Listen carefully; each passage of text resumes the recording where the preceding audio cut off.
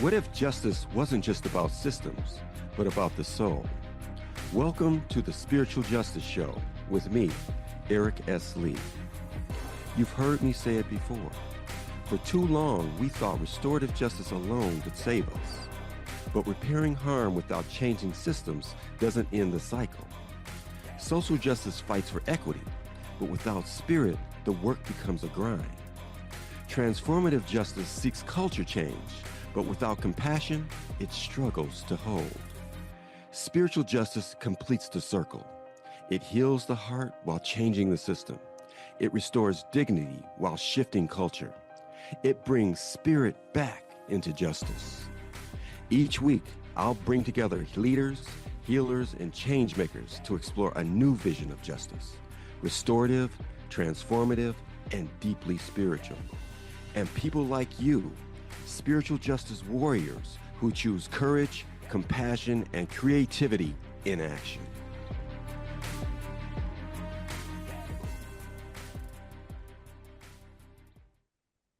Hey, welcome back to the show. Welcome back to the Spiritual Justice Show, where inner peace meets collective purpose. And I've been excited about today's show since I had a warm, engaging conversation with the young lady we'll be talking to today, Shant'a Johnson. And she's all heart. And let me talk to you a little bit about Shant'a. Shant'a Johnson is executive director of the Montgomery County Community Action Agency, the locally legislated anti-poverty agency for the county. Holding a master's degree in education administration and policy, Shant'a has over 20 years of experience in anti-poverty work in the housing and education sectors, and has worked with communities domestically as well as internationally. As a trained poverty-informed coach to organization, Shant'a also prides herself in doing this work while overcoming the deep impact of poverty and homelessness as a former Head Start parent herself. She is also passionate about community organizing, dance, her daughter, and her fur baby Nala. And that just brings back visions of Lion King. So you'll have to tell me a little bit more about how that name came about. I think I know. Today's conversation reminds us that justice is not only about systems, it is also about access, empowerment, and the tools people need to build stable and thriving lives. What makes Shanta''s work especially aligned with the spirit of this show is her heart. She brings not only expertise, but deep care for her community. Whether she is teaching financial principles or facilitating a healing circle with youth, she shows up with presence, passion, and a belief in people's potential. Shant'a, welcome to the show, and thank you so much for joining us today. How you doing? I'm doing well. Thank you so much for having me. It's such an honor. Okay, great. So tell me a little bit about just two things. And I missed this. I might have hit the delete button, but I got your fur baby Nala's name. Tell me about that name. Where did it come from? Yeah, Other than actually, the obvious. right. It was actually a interesting evolution. So I was actually working at a charter school, and the school nurse actually was trying to look for a place for their this new puppy that they had gotten and actually nursed back to health. They found her when she was 2 weeks old, starving. And I had told myself that I was not going to get a dog until my daughter was old enough. And Mm. but she was looking so cute in that flyer, and before I could even catch the words coming out of my mouth, I said, "I'll take her."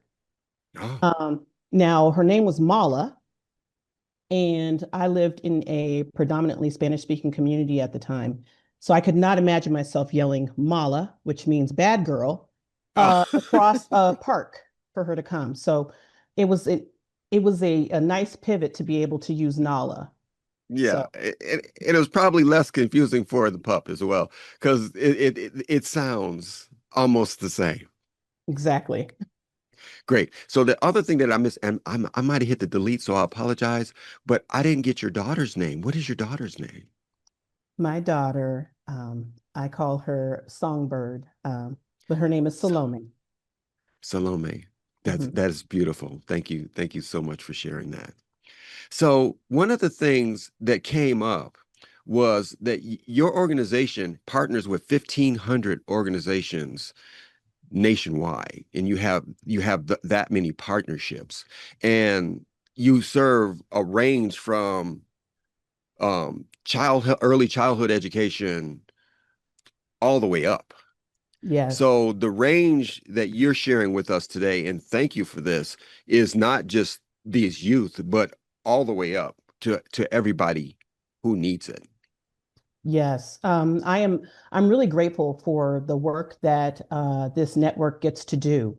Mm, Each community action agency at their city or county level is very unique and gets to find out exactly from the community how they can fill gaps that they're needed. It's not a templated type of model, and it is made to be responsive to mm, community and actually led by community. Actually, a third of all of our boards, it is legislated that we have to have a third of lived experience folks on our board. mm. That's And great. so, yeah, the services can range all the way from early childhood partnering or even owning Head Starts. We partner with ours, all the way to there's some that they are the transportation services for their county, right? They Mm, are the youth centers for their county. mhm, So we also believe in the fact of using whole family approach with the child at the center, right? mm, Um, and that is so important because I've done in other realms, done youth work.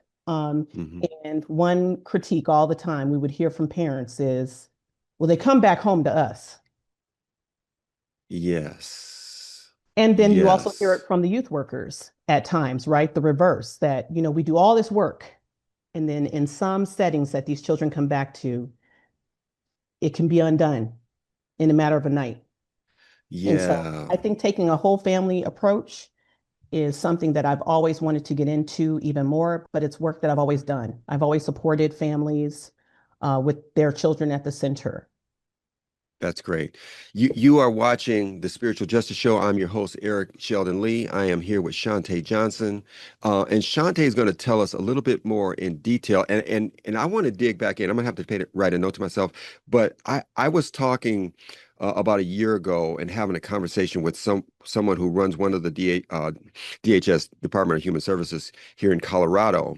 And I was talking about that exact thing about, the restorative justice work we do and how we really do need to spend a lot more time going into the families because that is where the kids live. That's the environment that's going to help shape them. We're going to help them through this trying circumstance that they're going through right now.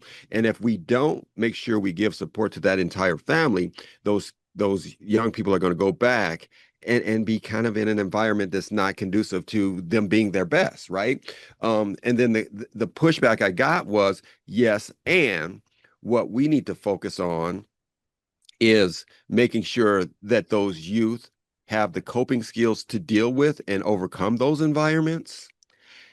And we can work on that environment, but our priority is making sure that generation, that youth can actually survive in that, right? So I don't want to get too much into that. We'll circle back and talk about that a little bit more because it's just fascinating, the approaches, Hmm. and the different targets and priorities and strategies people take.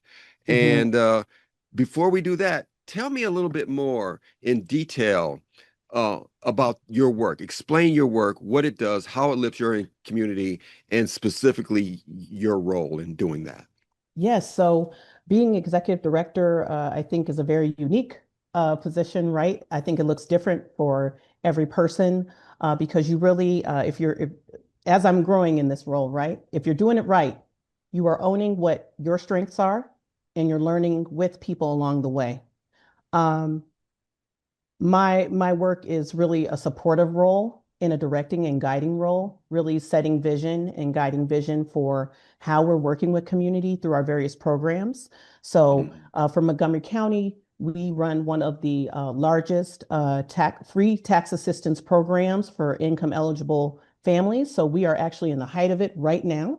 Um, mm, we have really dedicated staff. but it's volunteer driven. We have upwards of 65 volunteers that support us, and we have a few different sites throughout Montgomery County in Maryland.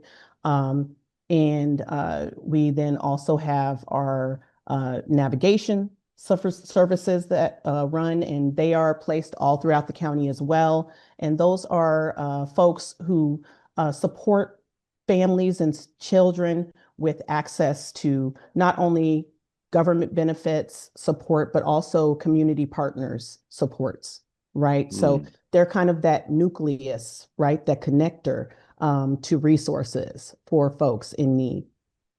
great. Yes, and then we support contracts for various different community-based organizations that offer support services all the way from food pantries, clothing assistance, as well as anti-human trafficking as well. So Mm, we really try to use our the county's dollars as well as our dollars from state and federal to really support all levels of community. We also do work with our local public school, which I might add, we have a really deep pocket of diversity, right? mm. Our kiddos in Montgomery County Public Schools are reporting up to 162 home languages spoken. Wow. So we have really a huge call to be as inclusive and culturally and linguistically supportive as possible with our program offerings. So we do this while folks are also speaking various different languages. So we have staff that Hmm. speak up to 5 different languages. I myself also speak Spanish. So many of our Hmm. staff are bilingual or multilingual as well. Um, and then last but not least, we have one of my favorite programs is the Community Advocacy Institute, where Mm, we actually work with adult residents. Now, adult meaning at age 18, they can hmm. apply to be a Community Advocacy Institute participant. And we actually have our board who developed this program 10 years ago.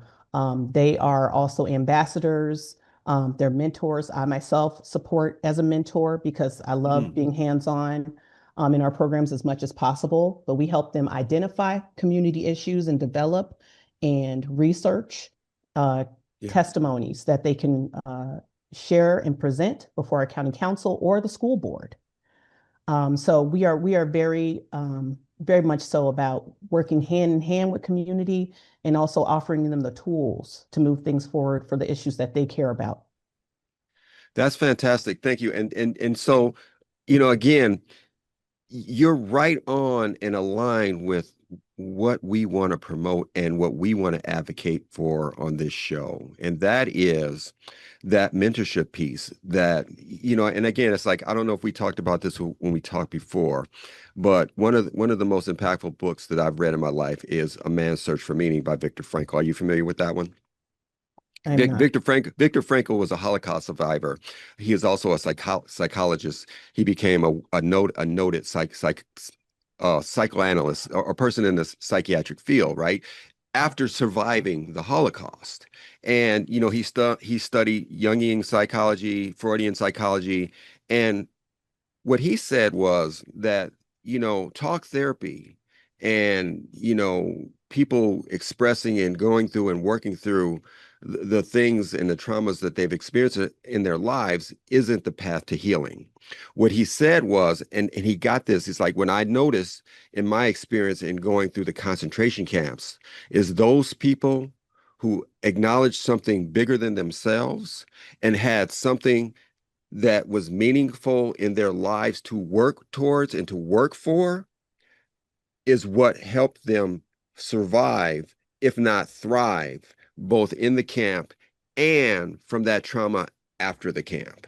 And so it's again, the name of the book is A Man's Search for Meaning. And so it just points to giving people a reason bigger than themselves to give back is the pathway to healing and contribution and being a useful, valuable member of the community. And your organization is doing just that with those young people, giving them the opportunity to say, "Hey, I'm going to be a mentor." And that's kind of what drives us in our beliefs and our philosophies in the show, in that, we talk to, and I encountered so many spiritual seekers, people who, did one more meditation retreat, one more day of silence, one more spiritual practice, and it's something missing, right? It's like, okay, I need another one. I need another retreat. I need another meditation. And what we say is, maybe you don't need that. Maybe what you need is to be out connecting with that thing that's bigger than yourself. And our young people, they need you. And if you can share your path with them, maybe that's the missing piece on that spiritual path. And so it's kind of built into your system. And I applaud you for that. And thank you for helping to make our point for us here at the Spiritual Justice Show. Thank you very much.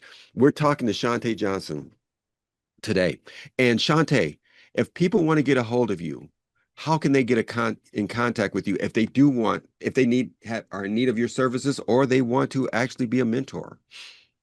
Yes. Um, if you are in Montgomery County, Maryland, or you just want to learn about our Community Advocacy Institute or any of the programs, or just learn about Community Action Agency, you can start with our agency.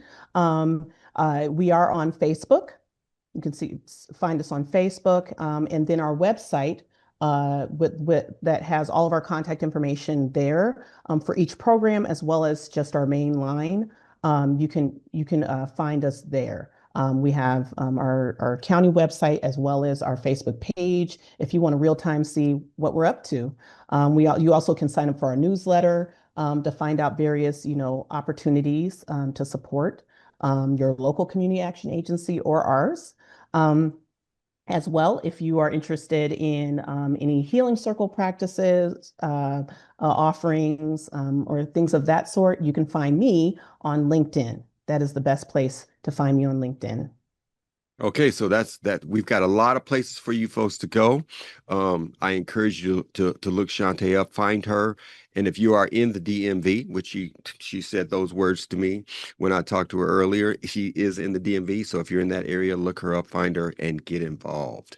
So let me ask you this question, and we talked, and you talked a little bit about lived experience, and that leads me to the question, and I'm going to just let you talk about this. Is what was it that led you to this work? What is the impetus and the compelling factor that led you and brought you here?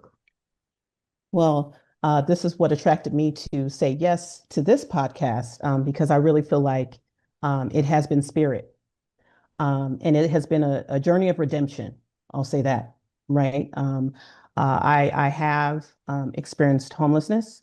I grew up in housing instability um, and went from literally in my life homelessness to home ownership with some great and blessed angels along the way supporting me, right? Um, I think when I think back about, my very first job was working at a homeless and runaway youth shelter, the only one in Colorado, actually, called Urban Peak. And I always kept, and I was a young person. I was always the youngest in Mm. many of my roles. And always thinking, man, I want to make change at a higher level. I always remember having that in my spirit. And I feel like spirit honored that. And so each time I got an opportunity, it seemed like it got me closer to the impact point of leading and really creating policy that supports and reflects my lived experience, some of my friends, neighbors throughout my life. I'm constantly thinking about those I have journeyed with as I do my work, and even my family. You know, none of us are wealthy, and Yeah. so I bring a lot of folks with me into the office every day. Yeah. So that's inspiring. And I love that story. And thank you for being vulnerable and sharing it with me. And just you doing this work. And I've got people who've been following the show know my story. Not the same story as yours, but there was trauma in my life that brought me to here. And it's part of the impetus.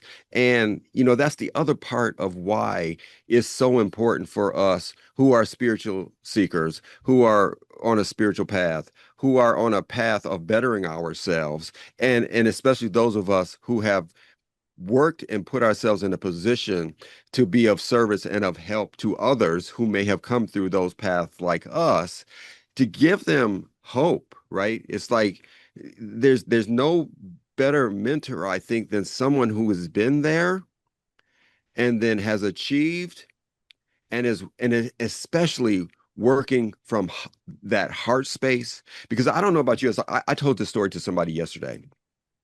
I'm an executive director of a nonprofit. Um, so I understand the challenges of leadership, and in part of my responsibility is raising funds for our organization. And I applied for a grant, and the funder wanted to have an in-person meeting with me because there was like three follow-up questions about the grant that needed to be cleared up. It wasn't that it was missing answers, but they wanted more depth and clarity to some of these responses. And they opened the door because it was a local funder to a meeting in person. And in the middle of that meeting, I started talking about my story, and then I started talking about the work that we do, that I get to lead, and the impact that we see and feel and how it transforms systems. And then I talked about, being in my mid 60s, 5 years ago, me going, okay, yeah, I got like 7 years and I'm out, I'm gone, right?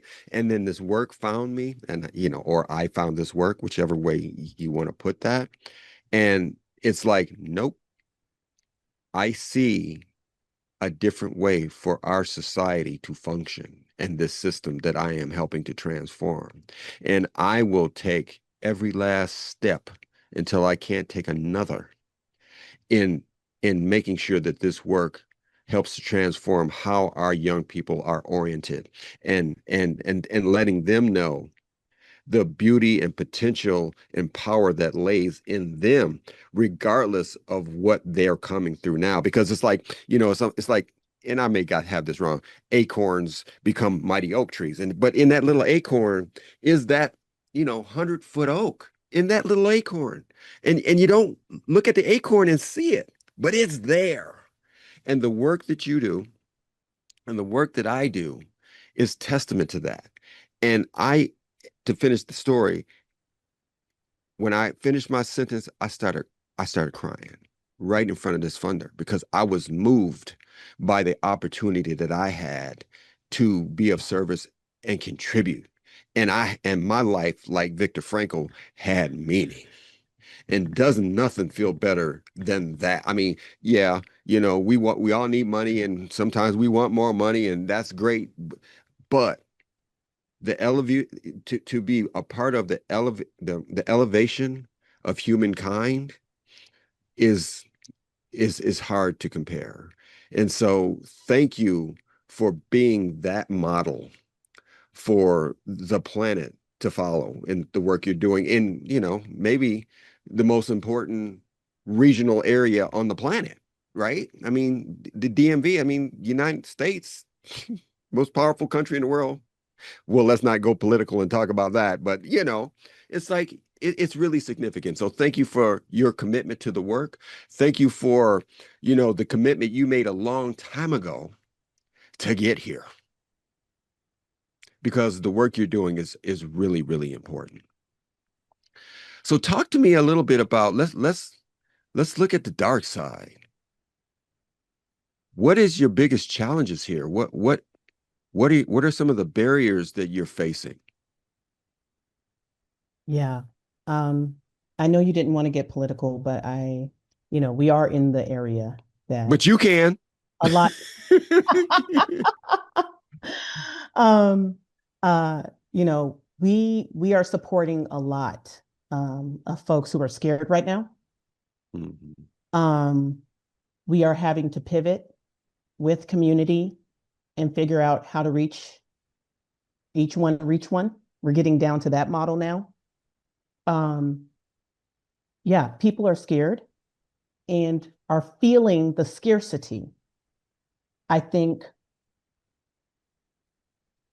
um, that is probably the hardest thing right now, is to help people understand that, yes, some of these systems that we've been dependent on and have been using for programming and for supports and offerings to community, um, we're seeing, that maybe we need to have some varied offering, right? Not put your eggs all in one basket, and really bring back that essence of community and what that looks like for one another. Hmm. And we're having to do it quickly, right? Um, Things are shifting, I feel like, weekly for us. Yeah. One bill is passed, another, and thank goodness I work in a county that um, is just so great, and for many reasons are ahead of the game in what they're standing up and the strategies that they're upholding. Our county council is amazing. They just passed the Trust Act, Mm. which and I think they were one of the first ones in the nation to do so, and now we're seeing other states, and entities do the same, where they're really actually enacting policy around law enforcement, to create not just um, actual legal protections added, but also psychological safety embedded, Mm. right? I think for me, as I Mm. observe this work, I could say many things fiscally that are challenging, Hmm. but that's always been the case, Yeah. in the work that we do. Um, we have always done more with less, Hmm. have always had to be innovative with resources and collaborative, and we won't stop being that way. We're actually doubling down on that. Um, but I think it's when people themselves don't feel well in themselves, to your point about um, keeping youth grounded. We Hmm. all need to stay grounded, right? We need to find ways to be grounded to do this work. And I think that's becoming more of a challenge. I really honestly do. Um, it's not the thing that's in the forefront, because I bring this up. We actually practice a lot of trauma-informed practice in the work that we do. And we also, we do a lot of you talked about it before from Mr. Frankel's book. That Hmm. reminds me of an article around healing-centered practice with Hmm. youth, right? We Right. institute those same things with youth and adults, Right. so everyone understands, right? Um, what their supports are and how they can be more than their impact, and they can show up strong. Right. Great. Thank you for that. Thank you. And it's time. We're coming to break time. I'm Eric Lee. You are watching the Spiritual Justice Show. We are talking to Shant'a Johnson, Executive Director of the Montgomery County Community Action Agency. And what a conversation we're having. And it's about to get deeper because there's a couple other things, and I want to go a little bit further into what you were just saying about that groundedness. You can find us here on our Facebook page, The Spiritual Justice Show on Facebook. You can find me if you need to inquire about restorative justice work here in Colorado in the 11th Judicial District at Eric at fullcirclerj.org, or you can visit our website for Full Circle at fullcirclerj.org. We're going to take 5 minutes and see you on the other side. Thank you very much.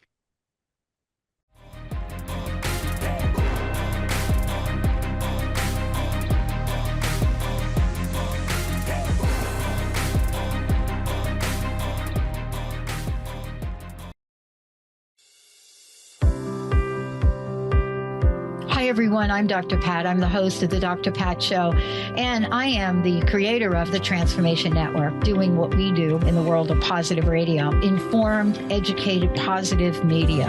Independent radio hosts and independent networks have been the face of positive messaging over the past decade. So all of us here have decided we're going to put together an independent network that is going to enable people to bring their positive message of hope, inspiration, and conscious action to the forefront. Help us create a future of amazing, uplifting stories that can be told so we can tell our children and they can tell their children of what hope and conscious action is all about. I want to thank you all for tuning us in, turning us on transformationtalkradio.com.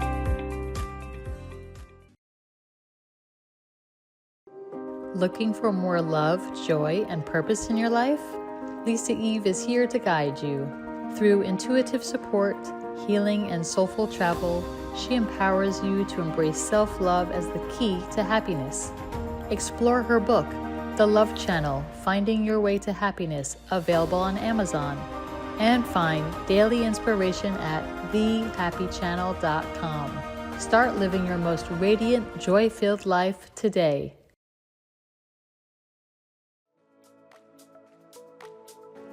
Tune in to the Flourish Frequency Show with me, Beth Larson, every third Thursday at 11 a.m. Pacific Time on Transformation Talk Radio. Get ready to activate and amplify the frequencies of success, happiness, and abundance so you can live a life of more joy, more energy, more passion, more money, and more meaning. For more information, visit BethLarsonCoaching.com.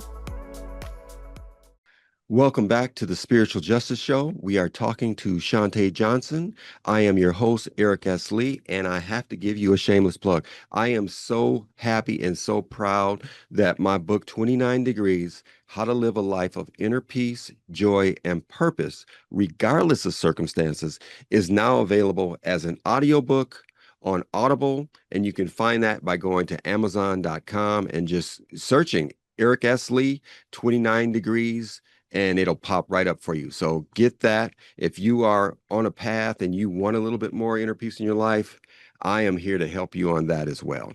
So Shant'a, welcome back. Let's dig back into what we were talking about here. And you brought up the importance of grounding the people and the youth that you're working with. Talk to me a little bit more about that grounding, what it looks like from your perspective, and why it's so important. Yeah, I think there's a couple of principles and practices that I think hold true across all of our programs, right? We want you to not have to share your story more than you need to get what you need. And also, we really want to offer you some real-time resources, to resource yourself. So the first thing we really do honor is breath work. We actually do. I have a poster on my front door.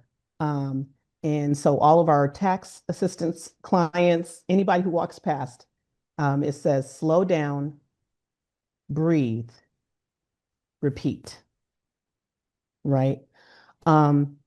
I do take that very seriously. It is one of our first and most important resources, is to be able to be in tune with our bodies as well, right? Also to understand what it looks like to recognize when we're being triggered, right? We do talk about somatics, in our agency. Yeah, we talk about, is your heart racing? Do you get warm, in places? Does your body tense up? These are real things to recognize, whether you are a person receiving resources or giving resources, right? And we share this with, the youth that we work with as well. We work with youth through the Summer Rise student program. We always have we have college interns that come and support our work. And so they all get to share those kind of practices. We talk about de-escalation practices to give people a sense of understanding their own vicarious trauma impact by just hearing other people's stories. So not everybody who's on our team, right, has come from, you know,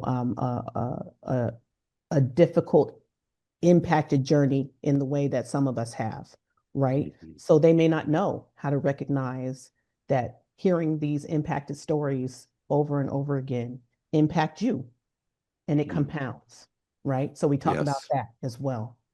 Um, so those are some of the things that I think about that we institute across the board through our agency. Mhm. And that's really to sustain people. You know, when I started Mhm. in this role, I knew that the pandemic was impactful to the world, Mhm. Mhm. right? And so I had already came with my mind made up that I was going to institute trauma-informed practices just to stabilize and take care of the people who serve our community and our youth. Right. That's that, you know, and I gotta be transparent here. I met Shant'a through my daughter Erica, and Erica is kind of a social dynamo in her own right, and she is actually the one who recruited me into restorative justice work. So, all you parents who are trying to tell your kids what to do and guide their lives and give them advice on career paths and all that, that's great. But sometimes it goes the other way. And she just saw my skill set, and she tells me she recognized my wisdom and thought it was a fit in this, and she was absolutely right because it just makes my heart soar. And she is a big advocate for somatic awareness and recognizing that part of ourselves because it is really important. And I appreciate you bringing that up because how that intersects with our approach is, with restorative justice and restorative practices, one of the foundational pieces is accountability and self it's responsibility, right? And those terms kind of almost become kind of bad words sometime, right? And sometimes they're even weaponized, right? The whole bootstraps type thing.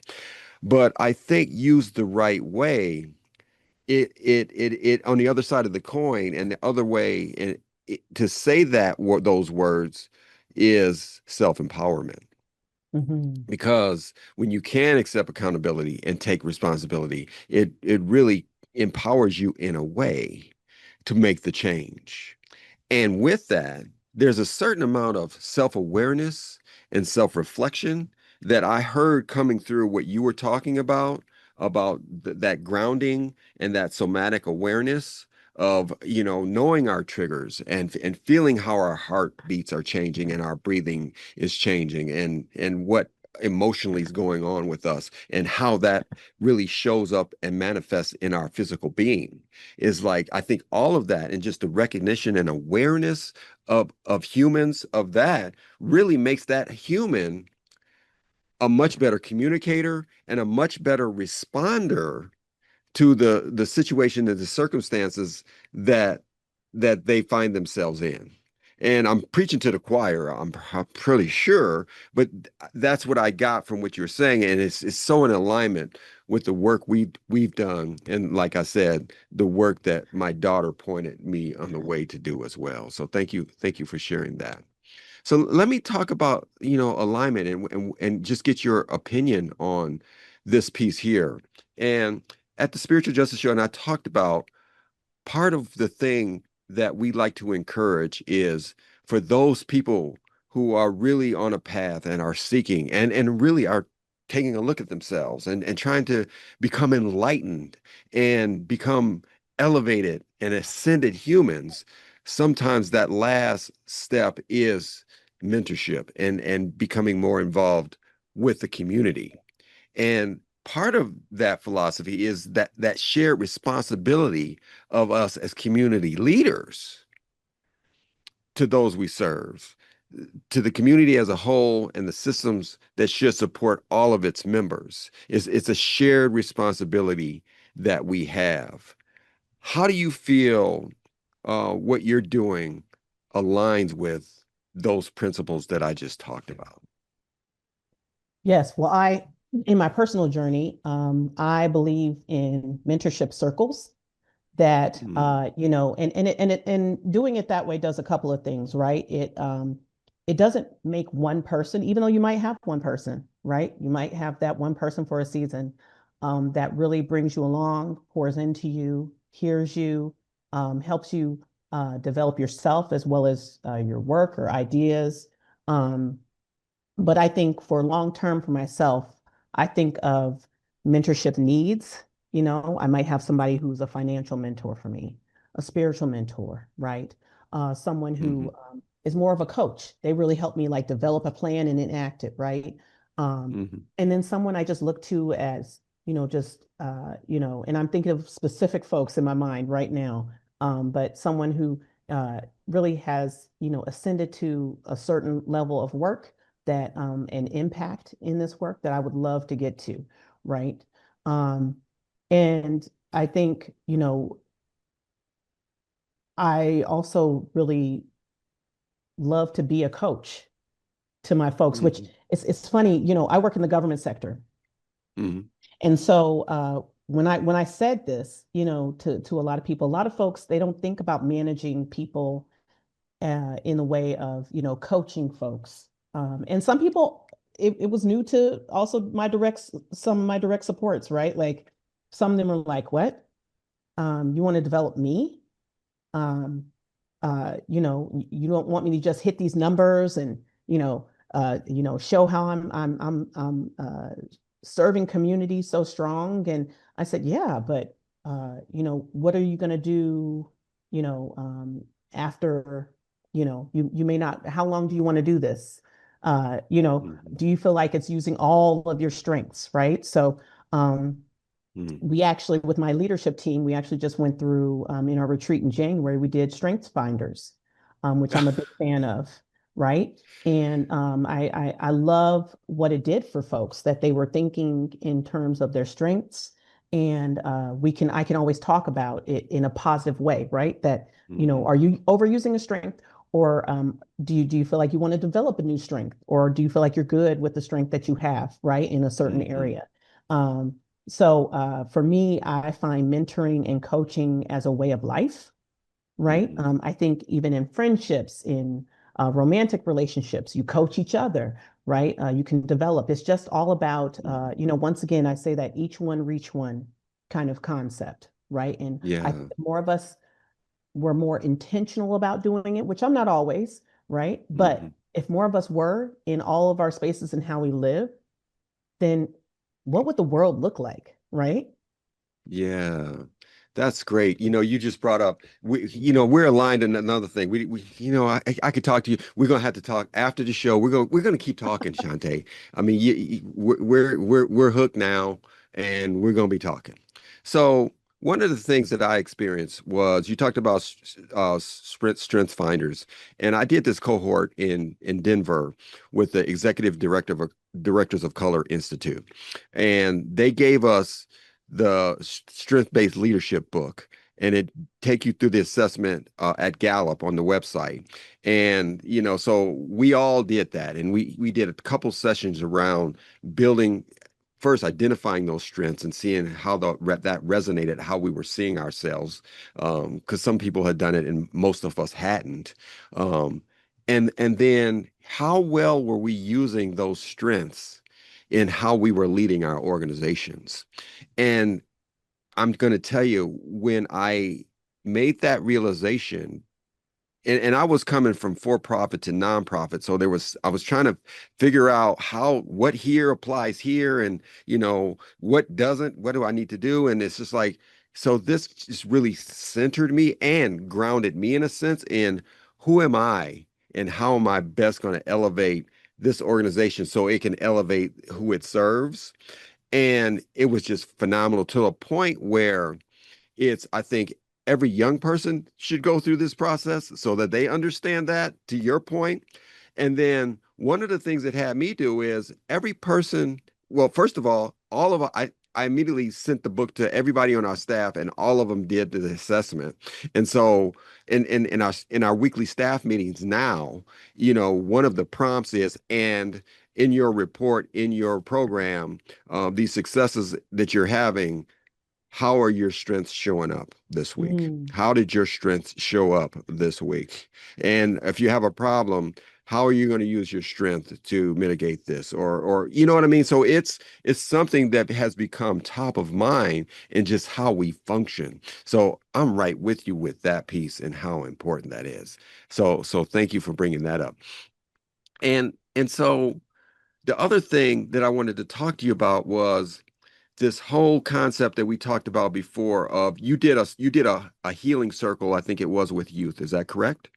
Yes, yes, I did. So Shant'a, you have to Mm. share with everybody. And again, we're here with Shant'a Johnson. Um, she's the executive director of and I gotta get the name right. The Montgomery County Community Action Agency. That's a mouthful. And Shant'a, before you answer, tell them one more time how to get a hold of you if they're in the DMV or you're nationwide if they want to work with you. Yes, thanks, Eric. You all can follow us on Facebook. On the Facebook page, you can also look into our services through our website link that is located on our Facebook page. And then also, you can find our Maryland Community Action Partnership online as well. Just type in those letters and you can search for them, as well as the National Community Action Partnership as well, to find your local community action agency that can serve you and your community and your youth. Those are the best ways to find us. Thank you, Shant'a. Now tell us about that healing circle. Give us the nature of it, and then I will, I know something's going to pop up, and I'll dig deeper as after you get done. Yes, it was a very unique opportunity that I was invited into doing. I had a colleague in the behavioral health department who invited me to a community forum where they were hosting various different activities and events around health and wellness. And it was youth centered as well. So there were community school colleagues who brought their youth that they were working with to this event. And my job was to do a healing circle. And so I was able to do a healing circle and it was really also centered around substance use and abuse, and what were some of the things that youth were finding, and really how challenging is the environment at their schools and in their neighborhoods around this, to avoid it, to not give into it. Um, and so we sat. There was about I don't know, maybe 20 of us that sat in a circle, and I actually ran it bilingually in English and Spanish. And so I first opened up with some breath work, of course, some centering, some kind of meditative refocusing and grounding. Um, and then we had just a circle round of questions. And there was a young lady who had her family was new to the country, and to Montgomery County. And she was sitting right in between her mother and her father.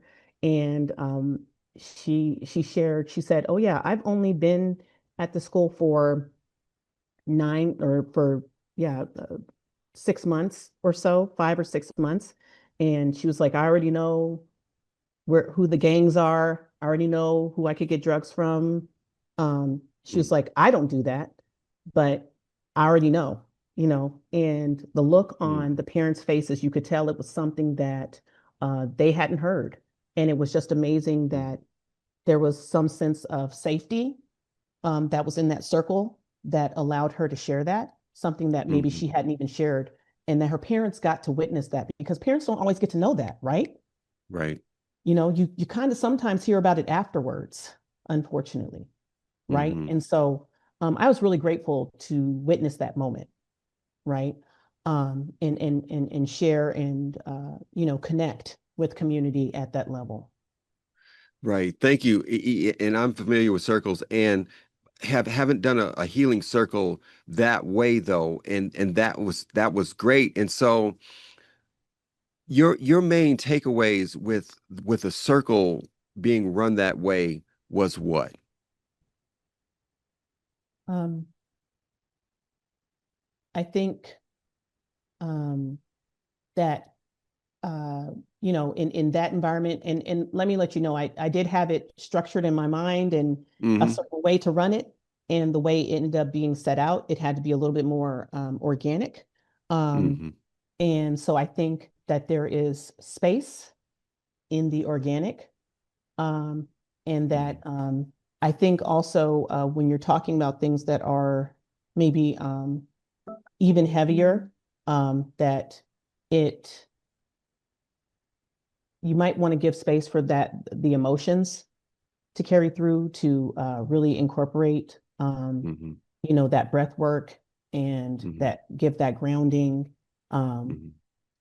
in that space, because there were times that we had to take breaks after each Mm-hmm. round, right? Yeah. And recenter. Yeah. Um, so I think it was a gift for pulling us out of structure a little bit in that sense, and Yeah. making space for the organic to come. Yeah, that's an important point, and thank you for sharing that.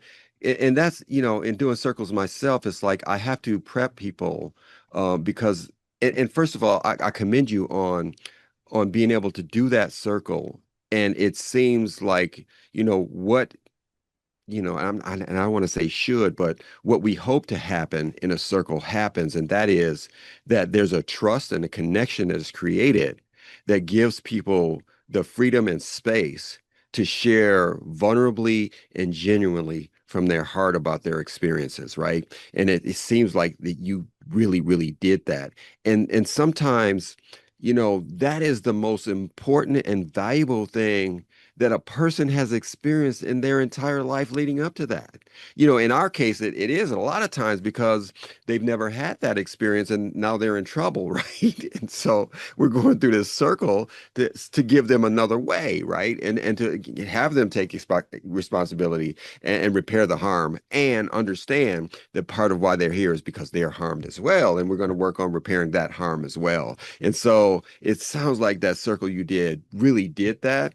And again, I applaud and commend you for being able to do that and really incorporate that breath work piece because I'm into spirituality. I'm in here to presence. I'm in here to just being here now and mindfulness. And I meditate every day. And so all of those things are really valuable pieces of humanity that people either aren't exposed to or they gloss over or they think they can't because it's too hard.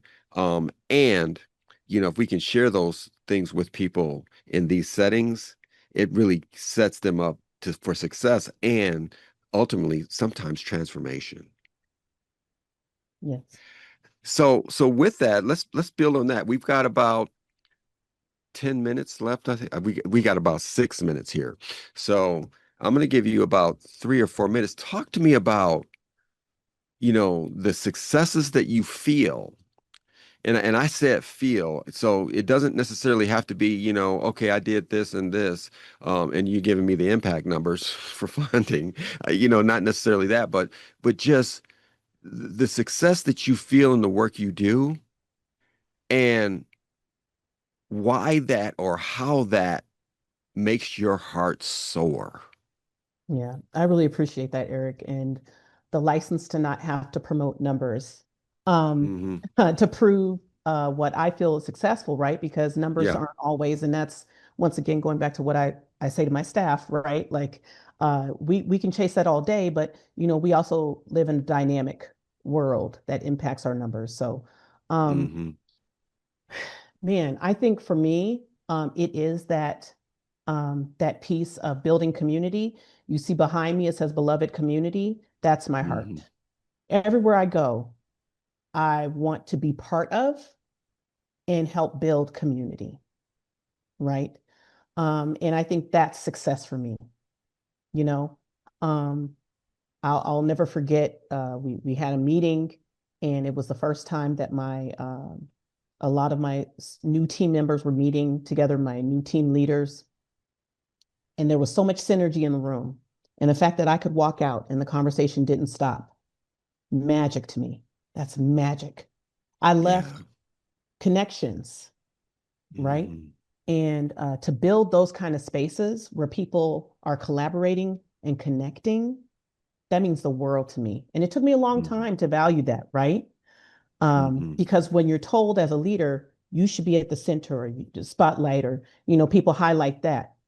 I I just want to highlight that I connect people. I love to connect people, Mm-hmm. and especially if it can promote good work, meaningful, human-centered work. So for me, that's success, right? Everywhere I go to connect, and I can say that that's happening on my team right now. That's happening in our communities. Even under crazy circumstances where some people don't know what's going to happen or where they will be tomorrow, right? Um, but they are still reaching out, supporting each other, taking risks to stay connected. And I think that's what's going to get us through all of this and beyond. Yeah. Yeah, you know what you just described for me. And again, um, you said it one way, and sometimes humans we take it another way. But what you just told me was um, you're really proud of, and people say this of, and it just becomes a saying, right? It's like, I want to make the world a better place. And what you just said was, you really take pride in, and your heart soars knowing that you walked out of that room where you connected those people, and the work that you initiated or you were there to facilitate was going strong. When you walked out of the room, when you were pulled out of that room, it didn't need you anymore because you empowered that space to carry on. And that is the definition to me of making the world a better place, or in that case, leaving the world a better place. So and that's just the goal of mine. So, oh God, thank you for sharing that, because it just reaffirms what I'm after as well. So, Shant'a, thank you so much. We're coming to the end of the time. You got through it. You were a little nervous at first, but you were perfect. You did such a wonderful job on the show. I may have to do a follow-up with you sometime later on if you're open for it. But everybody, we've been talking to Shant'a Johnson, Executive Director of Montgomery County Community Action Agency. I'm Eric Lee, your host of the Spiritual Justice Show. Go get your copy of 29 Degrees on Amazon Audible. Find the Spiritual Justice Show on the Facebook page. We have the spiritualjustice.net website. You can get more information there. Shant'a, give us one last send off for our listeners and our watchers. What is your final thought for us today? Well, I'll just say a quote, and I hope I say this well, in honor of our ancestor, Bell Hooks, right? That healing is an act of communion. It's not done solely just by us.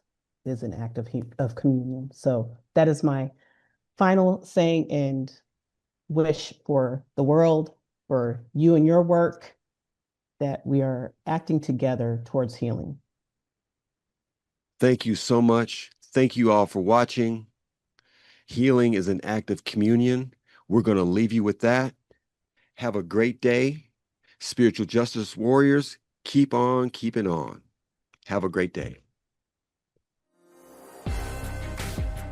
Thank you for joining me, Eric S. Lee, on the Spiritual Justice Show. You've heard me say it before.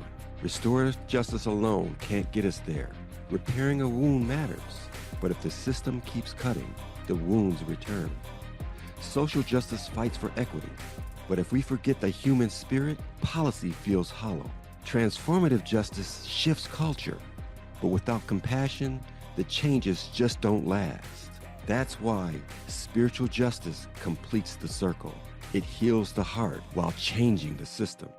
It restores dignity while shifting culture. It brings spirit back into justice. And that's where you come in.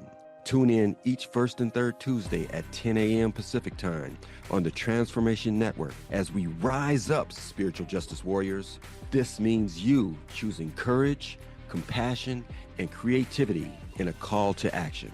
Until next time, Walk with courage, lead with compassion, live with spirit, because justice becomes here in the soul, and it continues with warriors like us. Join our community at spiritualjustice.net.